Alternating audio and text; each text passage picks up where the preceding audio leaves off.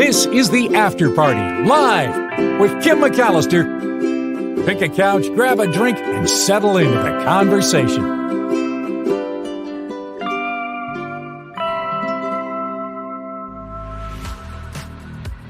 Hey everybody, it is the After Party live on this Wednesday. Thank you for coming over. Thank you for subscribing. Please click the like button right out of the gate. I would so appreciate the help on that.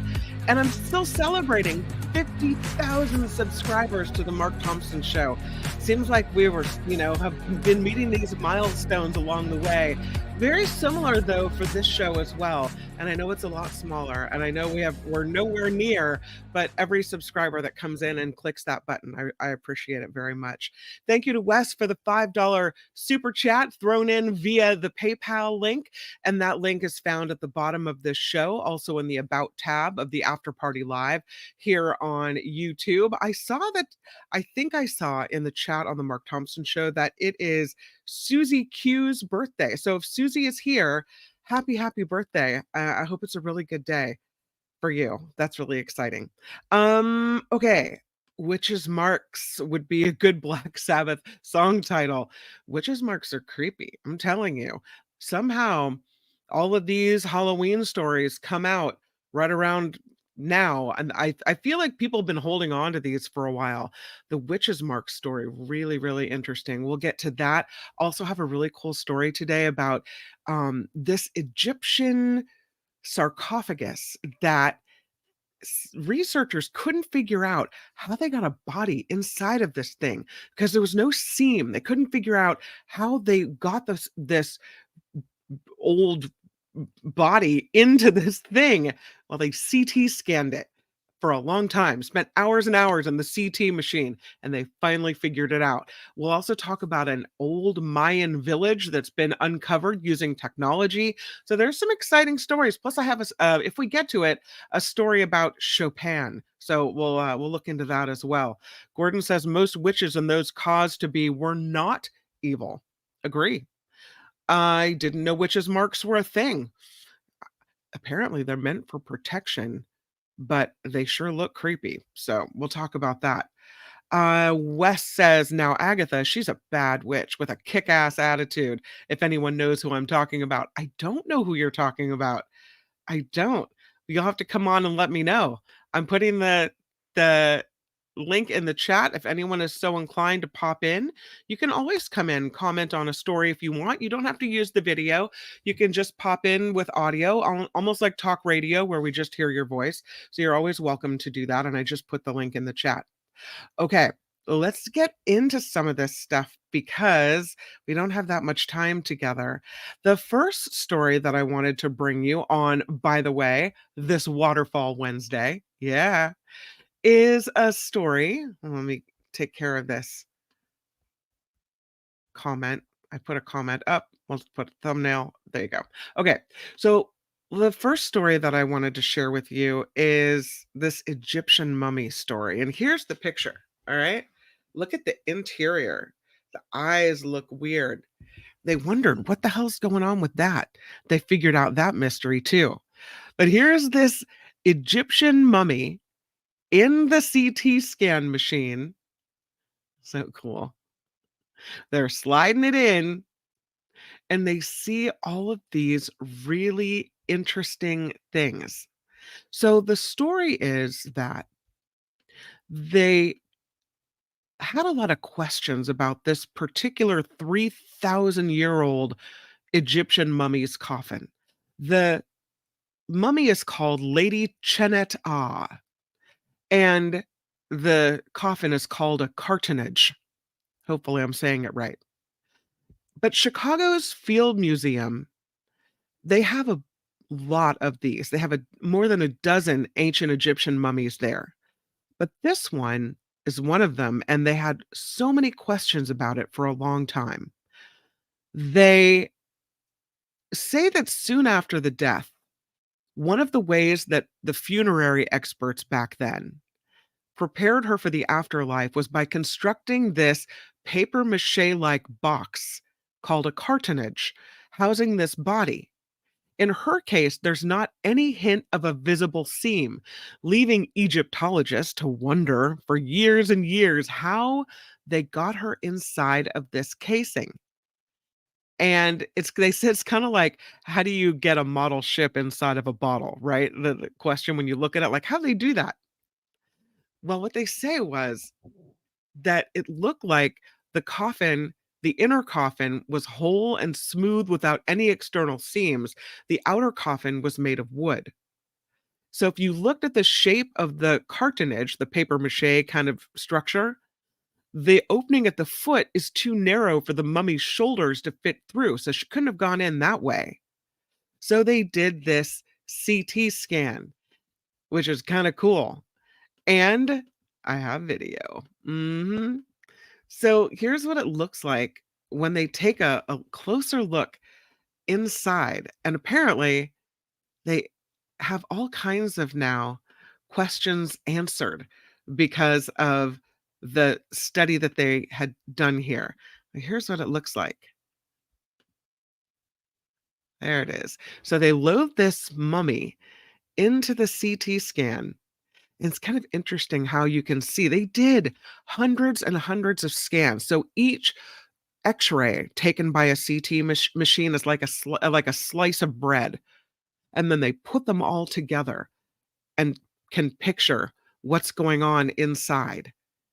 Is that not the coolest video? So weird. But it answered a lot of the questions that they had about how the mummy got inside, how what they did to the eyes, all these things. And so, well, yeah, I'll stop it right there. Oh, it's so cool. From the front, from the side, from all over the place, right? Yeah. What they found is there is actually a seam, and they just were not able to see it. That's right. They said that it was clearly important to the people that everything looked very, very smooth. They say that over 4 days, they did taking a look at this mummy with this mobile machine that was parked right outside of the museum. And they analyzed all of these things at this unprecedented level of detail. And it led them to figure out exactly what happened. What they did was the Egyptians back in the day cut the slit at the back of the cartonnage, softening it with a little bit of humidity to make it flexible. After placing the mummy upright and tying it to a post with a thin rope, they think the attendants lowered the coffin down over Chenet Ha's head before lacing the slit shut again using twine. Finally, once the cartonnage had set firm again, they plastered over it. Paint runs on the outer cartonnage layer also indicates the coffin was decorated and polished while the mummy was remaining upright. Once finished, Chenet Ah was finally ready for entombment. And the CT scan, interestingly, finally revealed some details about her health in her final days. They say she was an aristocrat, that she likely died in her late 30s or early 40s. Her teeth were in horrible shape. She had a bunch of missing teeth at the time of her death. Her other teeth showed significant wear. They think there were stray grains of sand in her food that were harsh on her teeth enamel. Her skull has these bright objects in both eye sockets. I have a picture of that. Look at that. You can see it. And what they think is that these are artificial eyes, this unknown material meant to allow Chenet Ah sight in the afterlife. They saw the Egyptians, the afterlife, as similar to our ideas about retirement savings, according to popular science. It's something that you prepare for, you put money aside for all the way through your life. You hope you've got enough at the end to really enjoy yourself. The additions are very literal. If you want eyes, there needs to be physical eyes, or at least the physical illusion to eyes. So these are just the first of the insights into these old remains they have at this museum. Over the next year, they're going to CT scan many more. So we'll have a lot more information about the death and afterlife in ancient Egypt. Is that cool or what? That CT scan's awesome. All right, you ready for witches' marks? In England, in this old house, there was some interesting things afoot.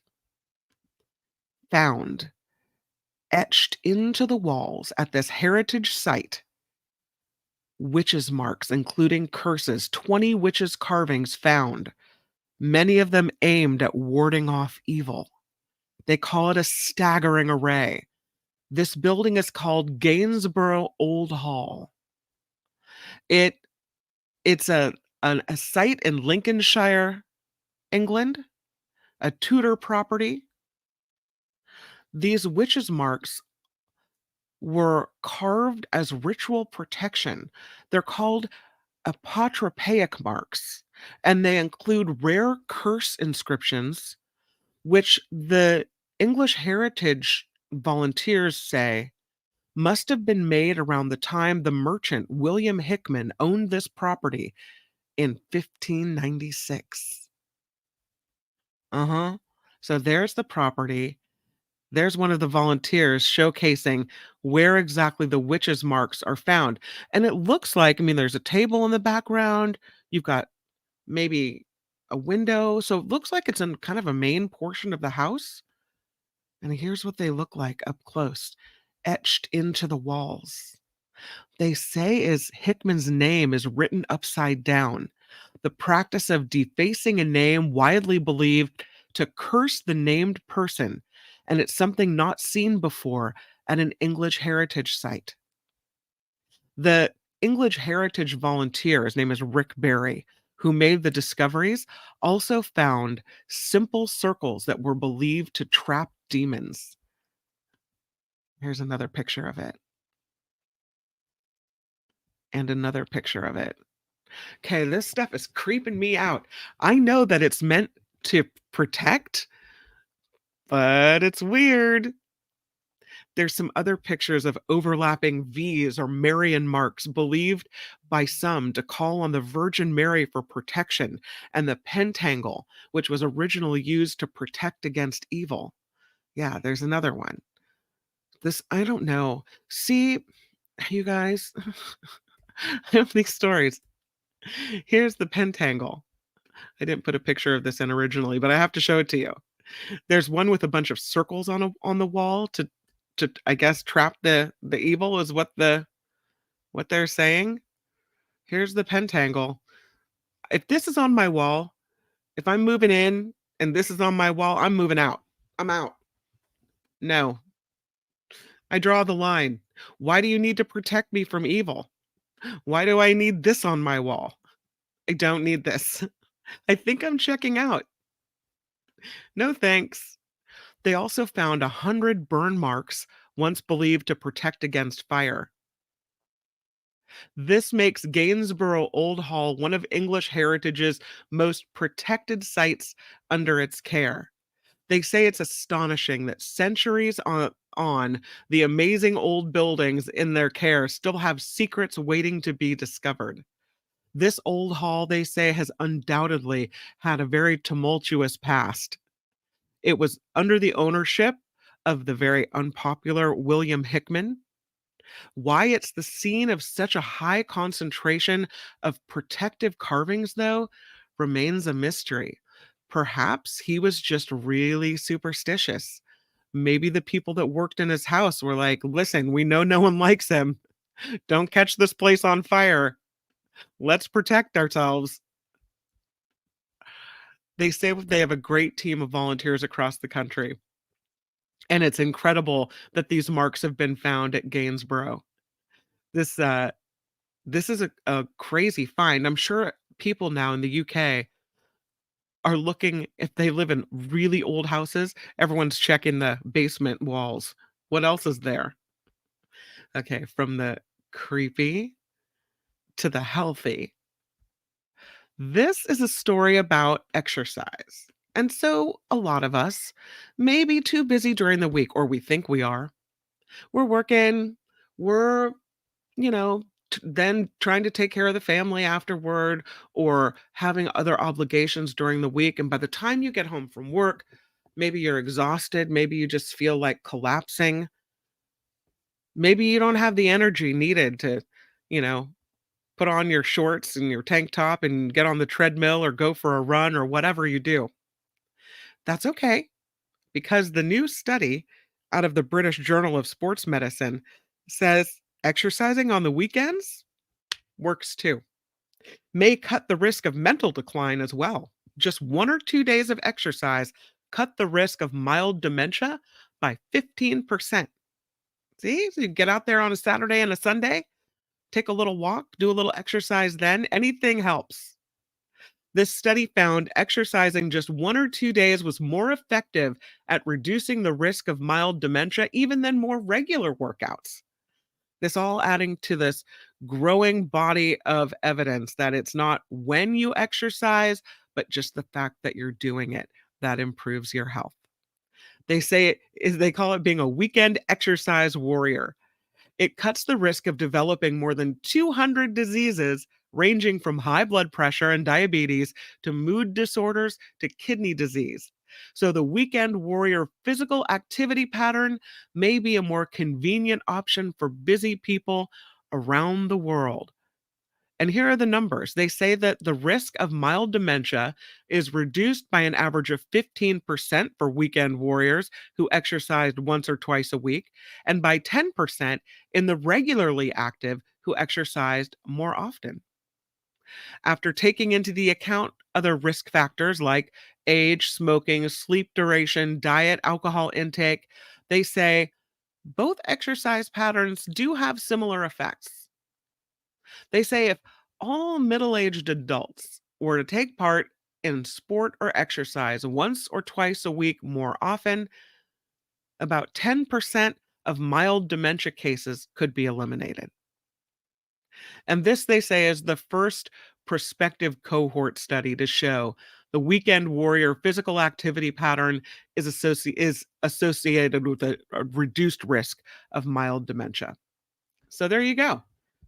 Tomorrow, Sunday, get out there and move it, move it. Let's talk about this ancient Mayan city. We're finding more and more of these as we have drone technology and lasers and views from space. This is an ancient Mayan city that was just kind of hidden in plain sight. Well, not plain sight, underneath the jungle, but it's just been hidden all this time. They didn't hack through the jungle to find it.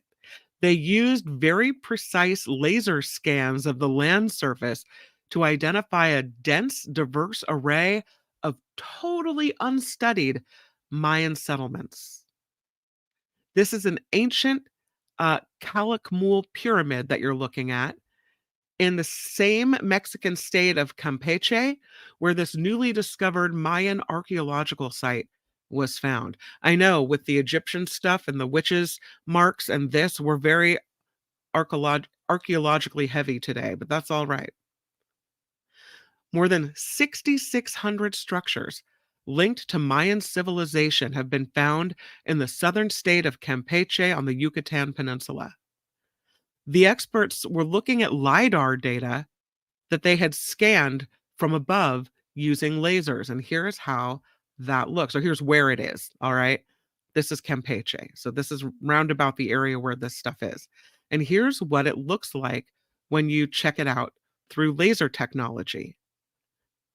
We know the Maya were once the most dominant civilization in Mesoamerica. They had these elaborate cities, they had these big ceremonial buildings, they had these massive stone pyramids in Mexico, Honduras, Guatemala, El Salvador. And pyramids like the one in Calakmul, were found by researchers led by this team from Tulane University in New Orleans. They say for the longest time, the sample of Maya civilization was a couple hundred square kilometers total. But now that they are able to check this whole area and not having to deploy teams on the ground to do it, they're able to analyze mapping data over an area of at least 47 square miles, if not more. They discovered these anomalies in the landscape, revealing pyramids, houses, and other Mayan infrastructure. They published their research in the journal Antiquity, and it shows a dense, diverse array of totally unstudied Mayan settlements throughout this region. One entire city they named Valeriana after a nearby freshwater lagoon. It was an urban center. It had two major hubs of monumental architecture linked by continuous dense settlement and landscape engineering as well. I might have one more picture. Oh, I don't think I put it in. I have to show it to you. It's really cool. There's a ball court, there's houses, there's all kinds of cool buildings that they're seeing laying underneath the jungle. So, we might talk about social media and the threats of AI, but there are some parts of technology that allow us to learn about the past and about the world around us. It might make it all worth it. So here's the map of Valeriana. It's coming. There it is. So you can see there's the modern area right there. Here's the houses. They've got a ball court for recreation. Got another grouping of houses over here, and they've got a big building here. And all of this that you're looking at is all buried underneath jungle. They said we didn't just find rural areas and smaller settlements. We found a large city with pyramids right next to the area's only highway, near a town where people have been actively farming among the ruins for years. And the government never knew about it. The scientific community never knew about it. There's a lot more, they say, that will be discovered. So there have been other researchers looking into this, but they didn't benefit from this LiDAR technology. They were actually trekking through the jungle, the thick vegetation, to find these ancient sites. And now we have this ability to see through everything from the sky. So we're going to be finding a lot more of this kind of stuff. All right, I'm going to the chat. See what you guys have to say about all this. I'm going in. What do you say? The tallest one of these has to be a water hole directly underneath the pyramid. Ooh, that's cool. Yeah. B.A. Ware says it's wild to imagine what it looked like at full capacity, isn't it? Kind of this window into the past. So cool. Oh, you guys are talking about exercise. Gordon is a walker, 2 to 3K every day. Look at you go. Viewfinder says I was pumping out 10,000 steps a day until I lost the little pedometer. Where did it walk off to? You need one of those exercise fitness rings or watches that won't leave you. Regarding the witch's marks, Heather says, just superstition. Someone saw it and thought, oh no, haunted. I should add more marks. And the next person saw it and thought, oh no, super haunted. I should add more marks. And so on, and so on, and so on. Absolutely. All right. We'll move on to this. I thought this is interesting. Another one of these items that is supposed to be kind of going old school, more of a sustainable material to build with as we look to move away from concrete and wood. This researcher created this method of extruding cob into brick shapes. And I had to look up, do they mean like, are they making it out of corn cobs? No, no. This is cob. It's a construction material made from earth and straw. And it's seriously old school. This is what they used to make structures out of in the olden days. And it's like 2 parts liquid clay, 3 parts hemp shiv, which is the woody core of the hemp plant. And the heavier bricks are made from 1 part sand to 1 part clay with barley and water. So, more of a sustainable kind of situation. They made these things in this interlocking pattern. The process involved pushing different parts of cob through 3D printed extrusion molds known as dies. This is all done at the University of West of England Center for Print Research, developed as a sustainable material. So, again, this cob is a natural ancient building material made by combining subsoil and water and fibrous materials like straw. They looked at using other clay based materials, but they were drawn to this cob because of the importance and need for sustainable building techniques. They say there's limited knowledge of extruding this material, and so they were driven by the opportunity to contribute with research to develop sustainable low carbon construction approaches, which are so badly needed. And they made different interlocking shapes out of this stuff as well. Here's one. This is the light version. And here's the more heavy version. They kind of lock into place like this. So people doing cool things, being sustainable. I like it.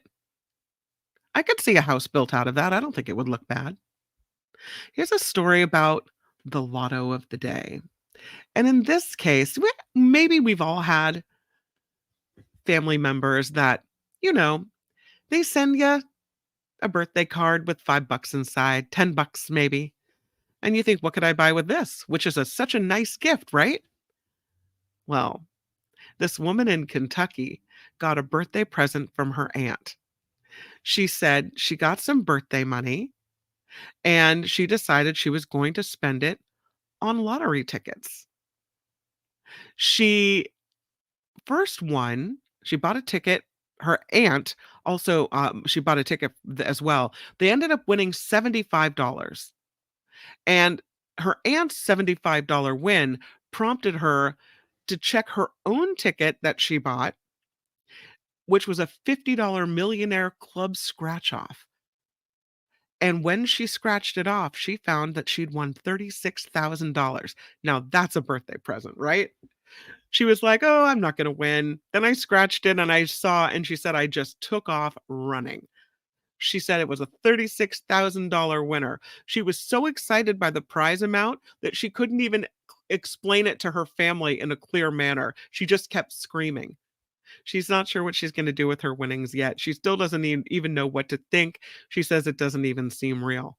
But someone drops that kind of money in your lap, it can be pretty exciting. Did you guys hear that Google is going nuclear in a way?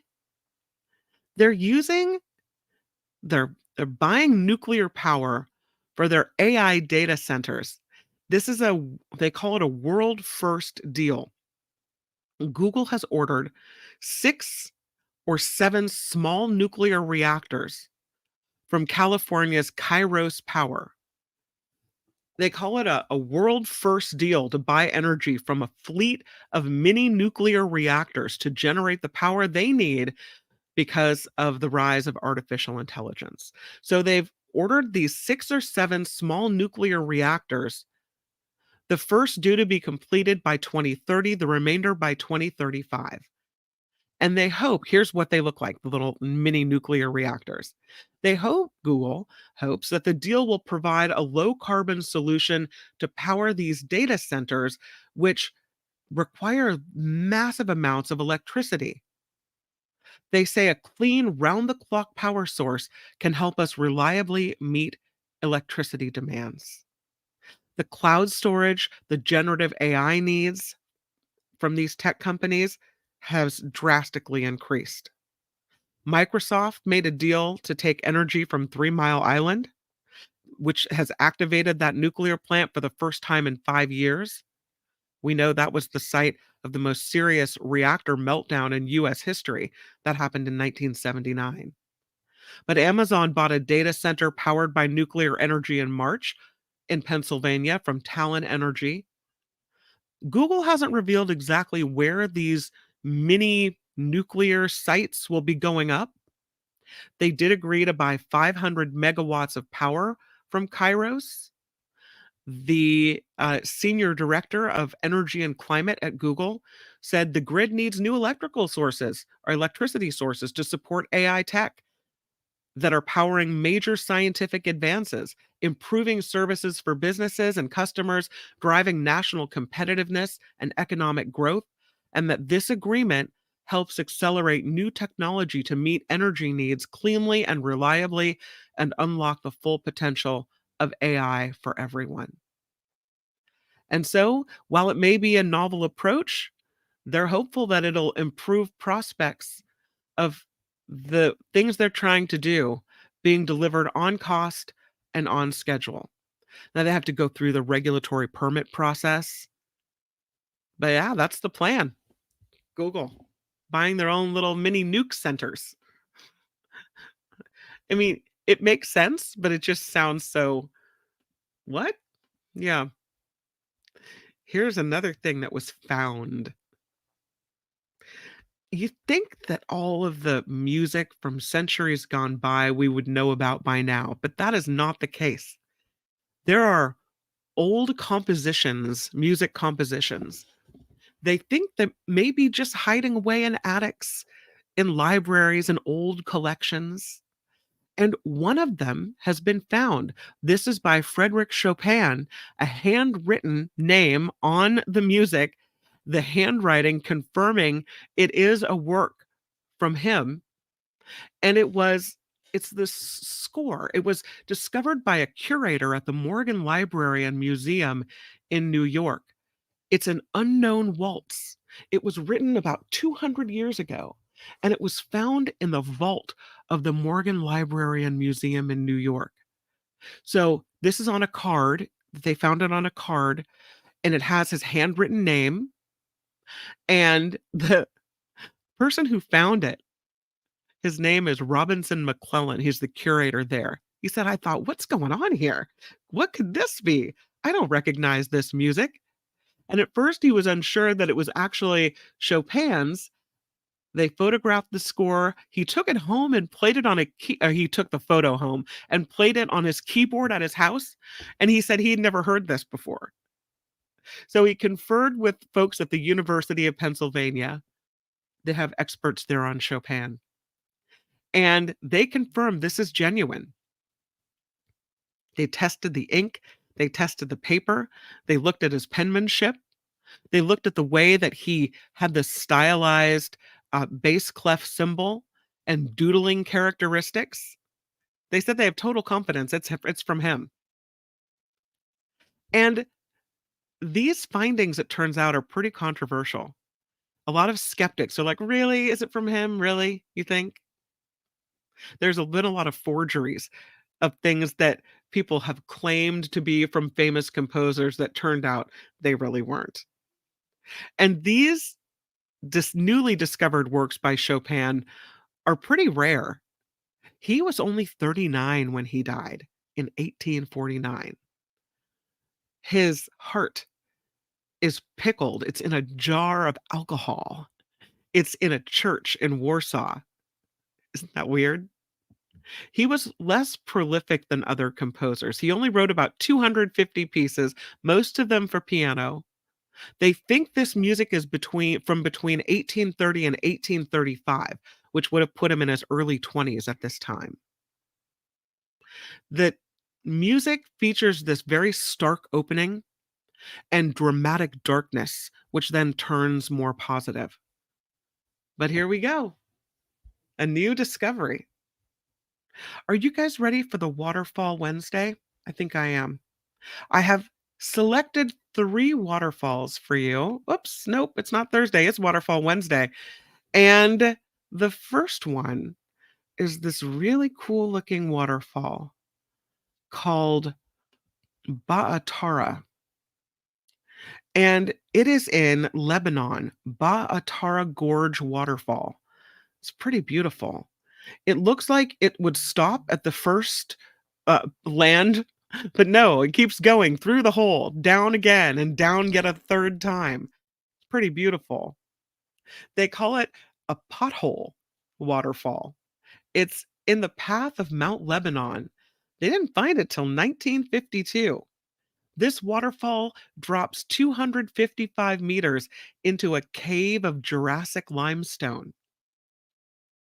This Ba'atara pothole below, located on the Lebanon Mountain Trail, made up of Jurassic limestone during the snowmelt in the spring, a waterfall of 90 to 100 meters falls behind the 3 bridges. You can see the 3 land bridges there, and then down into the abyss. This next one, I had to get a pronouncer because I know you guys, you don't pop in and tell me how to do these things. Sometimes I need a little help. And this is so I love this guy. You ever go to pronounce something and it's this guy? Here it is. We are looking at how to pronounce the name of this Indian Ocean island nation that is known for its beaches, lagoons, and reefs. How do you go about pronouncing it? Mauritius. You do want to stress on the second syllable, the re syllable. Mauritius. All right. Mauritius. He said Mauritius, so I'm going with Mauritius. And look at this. This is in Mauritius. All right. Look at this waterfall. This one is an underwater waterfall. No joke. It's pretty cool. I don't think we've seen it yet.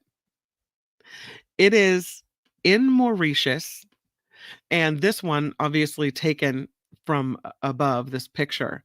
This waterfall underwater, an exceptional illusion in the southwest corner of Mauritius.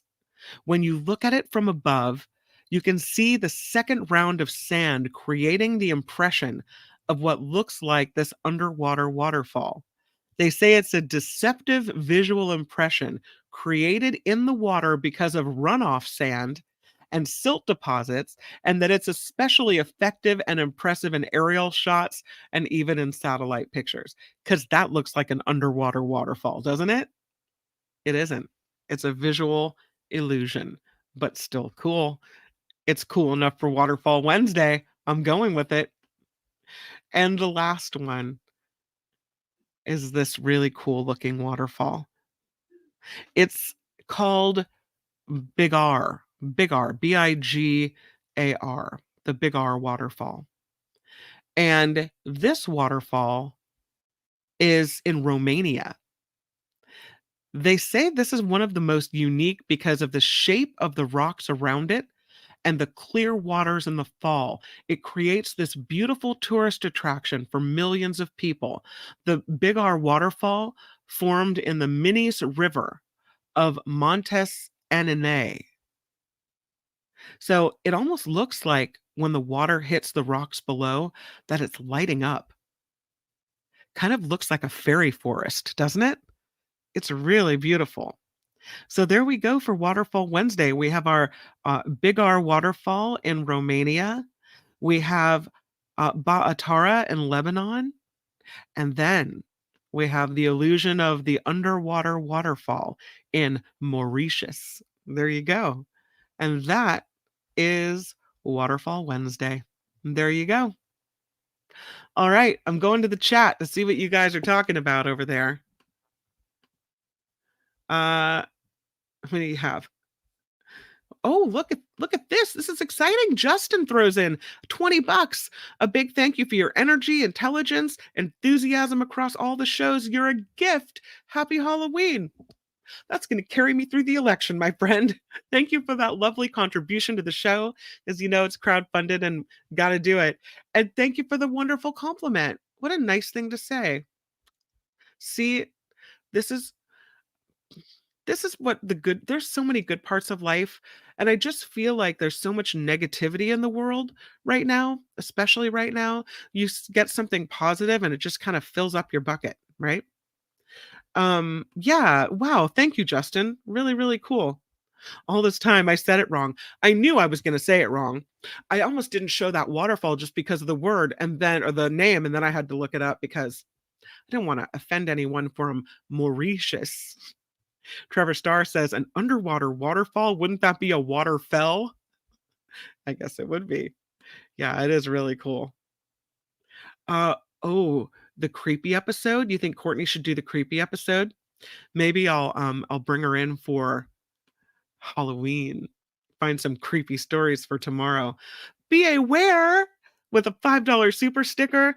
Thanks as always, Kim. You are amongst friends. I love this community. I know our little group here is smaller than the Mark Thompson show, which by the way, has been getting so many trolls lately. I'm trying to fight it. Sometimes it's hard. And I know people are trolling, and if they don't say anything super offensive, I can't really kick them out, but there are times when I want to. And I know we should look at different viewpoints and everything, but sometimes you just don't want to deal with that, right? Yeah. Oh no, the Mauritius episode. Oh, do you think she should come today? Maybe I should have her. Creepy stories though would be fun for tomorrow. I'll work on it. B.A. Ware says we are small but mighty. As a matter of fact, we are. Are you and Nikki doing a show tomorrow? That is interesting. Tomorrow is Halloween. I'm thinking she's got a lot of kid stuff going on. But I will ask her. 5 to 6 is kind of right in that Halloween zone. I'm not sure. I wish I had better information, but I will check with her, and then I will I'll let you know on tomorrow's show. I'm so sorry. We should have thought about it before. I am assuming yes, because she's not said anything, but I know, you never know. So Heather says different viewpoints are fine. The attitude with which they are expressed is the thing. And sometimes it's just this negative. I don't like it either. I know. There was a true crime story in that Mauritius waterfall, area. Yeah. It really. Did somebody commit murder by the underwater waterfell? I don't know. All right. Does it get dark at 5? It doesn't, but a lot of little kids are out, trick-or-treating. Her kids are older now, so maybe not. I don't know. All right. Well, I hope you guys have a really good rest of your day. Huge thank you to Justin and huge thank you to B.A. Ware for the lovely words and the lovely contributions. Thank you to Wes for the $5 contribution to the show today as well. Janet R. coming in with $18. Missed the show yesterday due to the kiddo's birthday. So here's my contribution to the awesome after party. Well, we talked about your daughter yesterday on this show, and we'll talk about her again. Janet, thank you for the contribution. And happy birthday to your wonderful, beautiful daughter who just graduated from high school and is having all these transitions in her life going into adulthood, right? Going from child doctors to adult doctors and all of these moments, where she's becoming a grown-up, voting in her first election. And how incredibly cool is it that in her first election, she gets to vote for what may be the first woman to be in the White House? I think that's super cool. So happy birthday and happy becoming a mom of an adult to you as well. And thank you for the contribution to the show.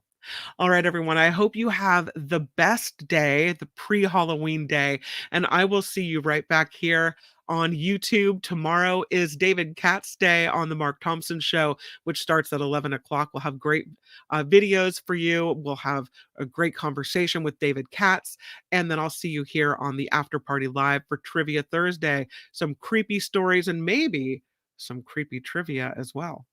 Bye, everyone. The After Party Live would like to thank the following contributors and viewers like you.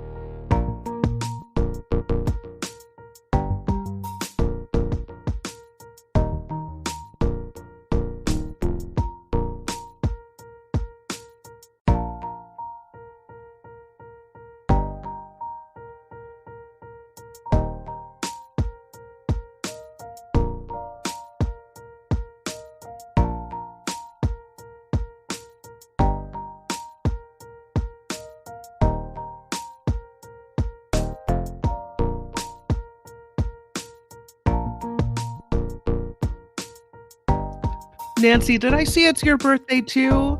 I think I saw it was your birthday yesterday. Well, happy birthday week.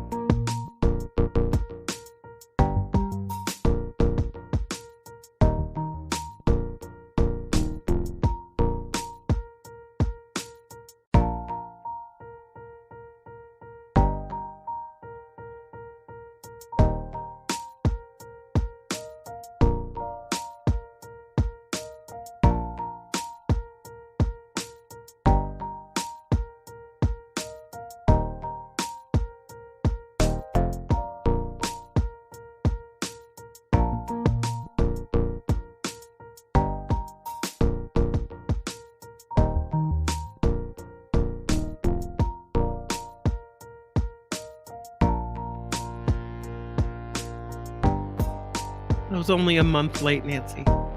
My bad. I'm sorry.